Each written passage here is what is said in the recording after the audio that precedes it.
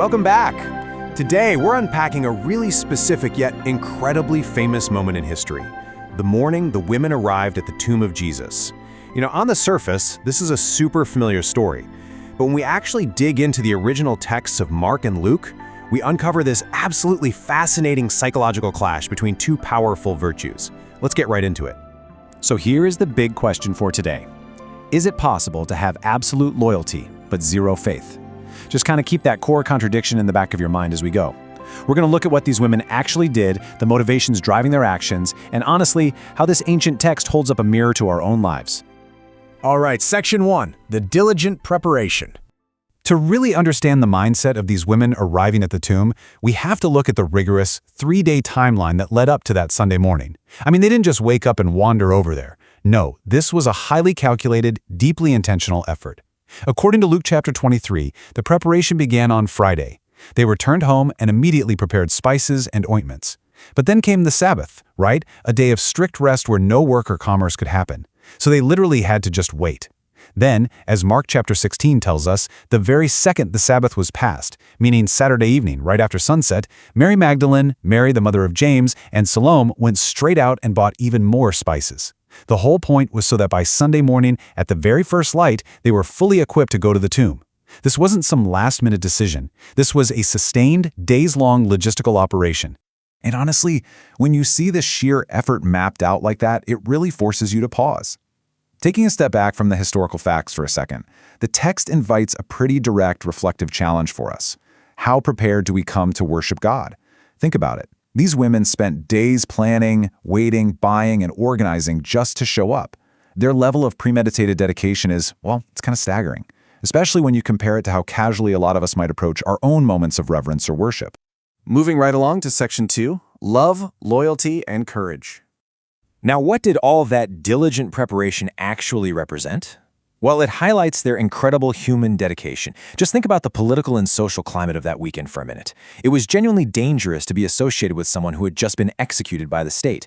Yet, these women displayed immense courage. They possessed an absolutely unbreakable loyalty and a deep, abiding love. They absolutely refused to abandon Jesus even after his death. They were literally risking their own safety to make sure he received the proper burial rites. It's just a stunning display of human devotion.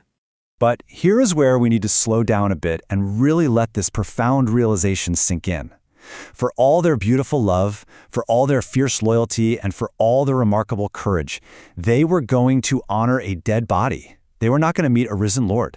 Their bags were packed with embalming spices, not celebration banners, right? Their actions unequivocally prove that they were fully expecting to find a corpse.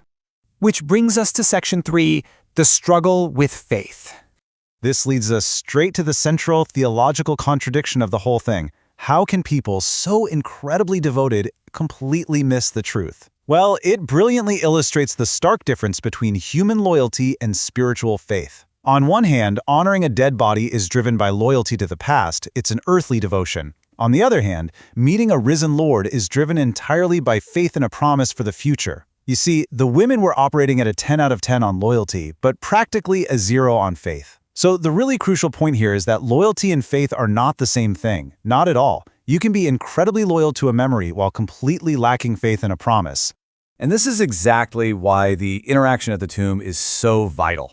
When they arrive, they encounter angels who deliver what is essentially a gentle yet firm rebuke. The angels say to them, "Remember how he told you, while he was still in Galilee, that the Son of Man must be delivered into the hands of sinful men and be crucified and on the third day rise." The angels are pointing out a glaring fact here. The women were explicitly foretold about the resurrection. Jesus gave them the exact timeline and the exact outcome in advance. Yet because they had no precedent for it, they just didn't believe it. They brought spices instead of expectations. But then comes the turning point, as recorded in Luke, and they remembered his words. That is the crucial moment it finally clicks for them. It shows that all their love, all their spices, all their physical preparations, and all their intense loyalty just couldn't substitute for active faith in his spoken word. It was only when they let go of their earthly logic and finally remembered the promise that they crossed over from mere loyalty into actual living faith. Okay, let's look at how this builds into our final point. Section 4, trusting the impossible promises. We've analyzed the history and the motivations, and now it's time to turn that mirror back onto ourselves. The psychological trap these women fell into, it is incredibly modern. Do we believe in the Word of God and His promises, even when we have absolutely no precedent for them in our past, and they seem utterly impossible? It is so easy to be just like the women on that Sunday morning, diligently preparing for the worst, fully expecting the natural order of things, and packing our bags with the spices of grief and resignation. It takes immense effort to push past our earthly loyalty and dare to have faith in a promise that defies logic.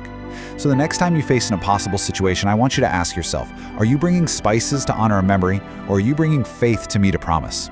Thanks so much for joining me as we unpack this amazing text today. Until next time, keep questioning and keep learning.